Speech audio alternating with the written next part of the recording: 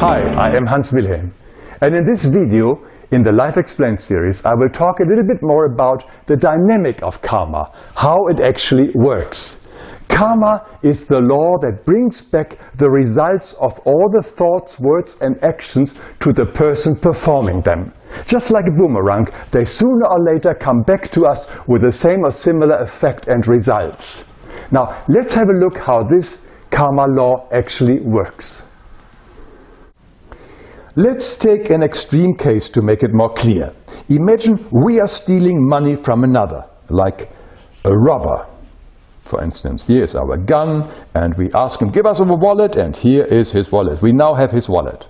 Now, this action, just like any emotionally charged thought, word or deed, gets immediately stored in, firstly, our body, in our cells, or it may even affect our genes, and I will come back on this one later. Our soul, which is sort of inside our body, it stores it just like a computer. The Akashi records, these are the Akashi records.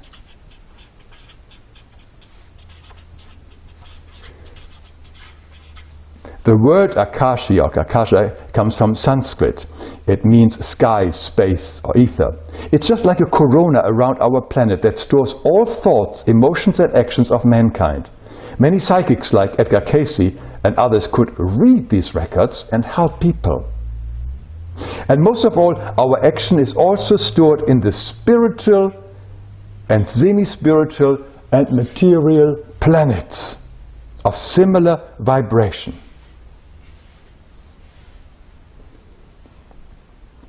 These are distant storing planets that work very much like the cloud program of our computer.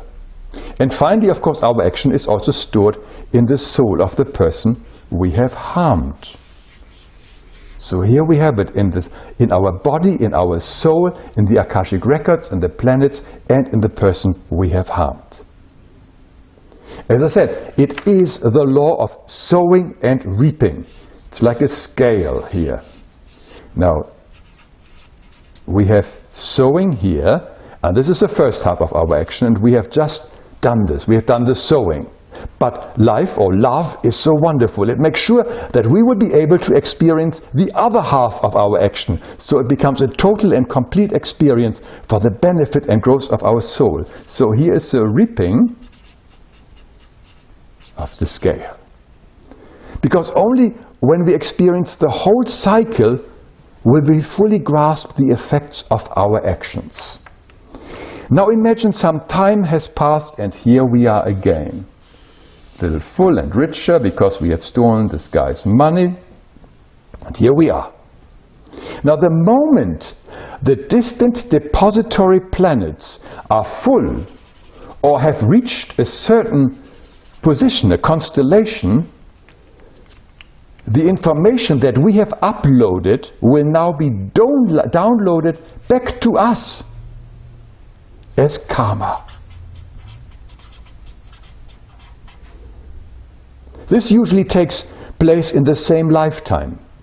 But very often it can take many lives later that we suddenly are facing the results of our own actions from many years or lives ago.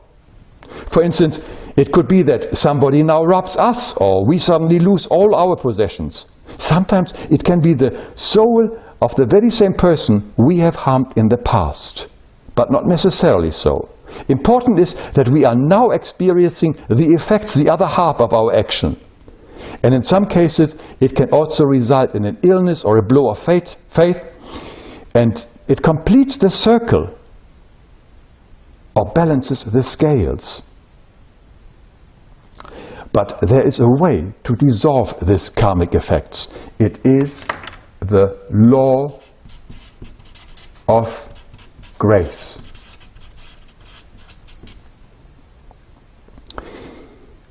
Also meaning the path of forgiveness.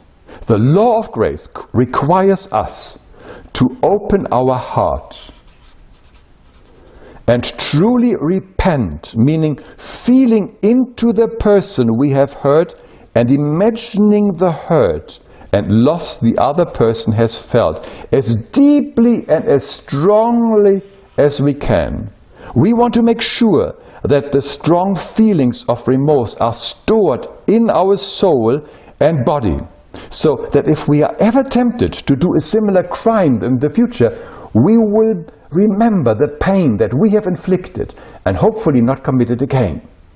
Forgiveness also means that we have to go to the person and ask for forgiveness and offer to make amends. Only when the other person has truly and fully forgiven us and accepted our offer of amends, will it be possible that the karma is dissolved. This is the law of grace. But this only works if we also change our behavior and no longer commit such crimes. It is the same grace, mercy, compassion, and forgiveness that we must give to anybody who we think has trespassed against us or hurt us. Now, if the other person or soul has not forgiven us, we are bound to that person, like with a big iron chain, for as long as it takes him to forgive us. It can take hundreds of years, and therefore forgiveness and to forgive is so important. You may want to check out my videos on forgiveness. Now, remember what I said earlier, that our actions are also stored in our bodies, in our genes to be precise. Why? Because our offspring will now carry this information also in their genes. It most likely will not affect them, but it will become important when we are ready to incarnate again and need a physical body that vibrates closest to our soul vibration. And voila, here is the little baby, the physical body of a baby that has the same genes that we ourselves have sown long time ago. Amazing how the cycle closes again. I'm always at awe about the perfection of the spiritual laws and how they all are here to serve us.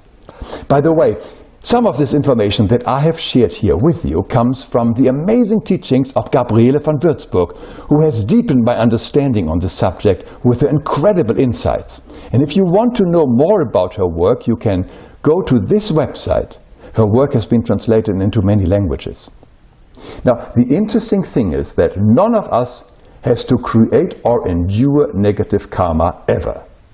We are always given the choices between insight or pain. Insight is when we listen to our inner guidance or simply follow the basic suggestions of the Ten Commandments and the Golden Rule that says don't do unto others that you don't want them to do unto you. But if we use our free will in opposition to the Ten Commandments and the Golden Rule, we will learn through the consequences via pain. Mankind is a slow and reluctant learner, and therefore many of us prefer to learn the hard way through pain. Although for thousands of years we are told not to kill, not to steal, not to harm anybody, we still do it and we think we can get away with it. We can't. We never could. But that again is not bad in itself. Everything is always for the best. The fact that we are now have to endure the pain we have inflicted on others will help us to understand their predicament better. It makes us more compassionate, more humane. So in the end, in this friendly universe, everything always turns out for the best for us. This includes the law of karma. I hope this was helpful, and I see you again soon.